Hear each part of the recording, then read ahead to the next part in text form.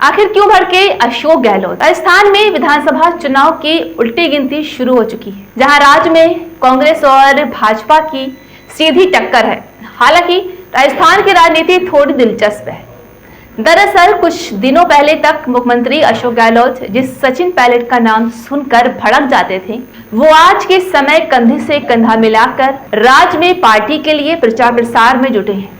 जहां गुरुवार को दिल्ली में आयोजित एक संवाददाता सम्मेलन में जब अशोक गहलोत से सवाल पूछा गया कि सुनने में आ गया है कि अशोक गहलोत चाहते हैं कि सचिन गुट के उम्मीदवारों को टिकट ना मिले, वही सचिन पायलट चाहते हैं कि अशोक गहलोत गुट के नेताओं को आगामी चुनाव में टिकट ना मिले, तो इस परिस्थिति में पार्टी राजस्थान में कैसे चुनाव जीतेगी?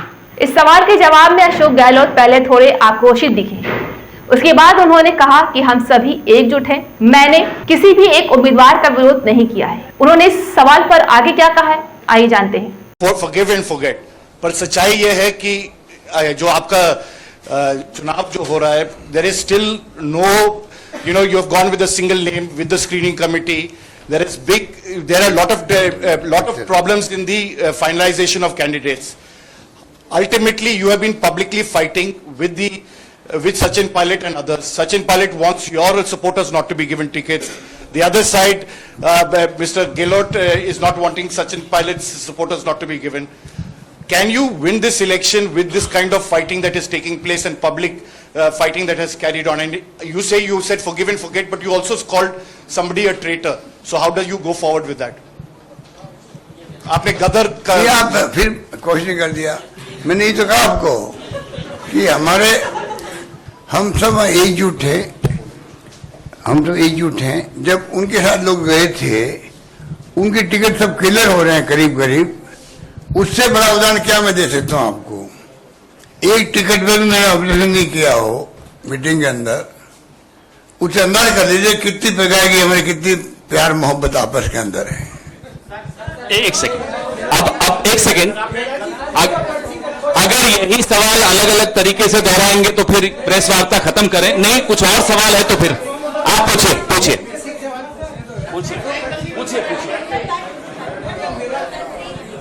इनको माइक में।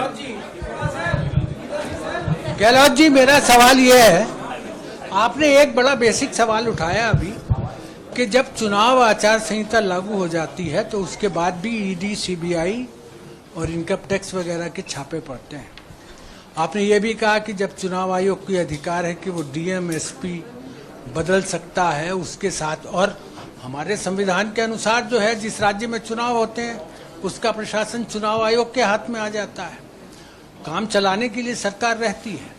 तो क्या आप ये कहना चाहते हैं कि जब चुनाव आचार संहिता लागू हो जाए उसके बाद से चुनाव आयोग ये सारी चीजें देखे और ये जो जितनी भी जांच एजेंसीज हैं इनका प्रशासन भी उसके हाथ में होना चाहिए? मैं नहीं चाहूंगा कभी, क्योंकि ये इंडिपेंडेंट एजेंसी हैं।